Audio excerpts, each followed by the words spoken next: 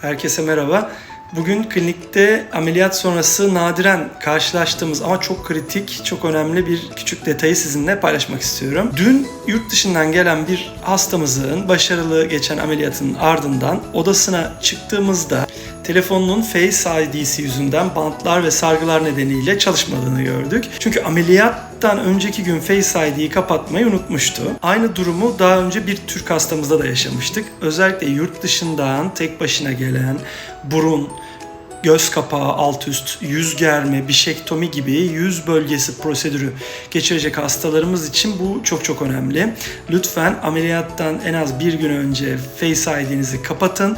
Telefonunuzu manuel şifre ile kullanmaya geçin. Böylece operasyon sonrasında odanıza döndüğünüzde telefonunuza rahatça erişebilir, sevdiklerinizle ve bizimle kolayca iletişim kurabilirsiniz.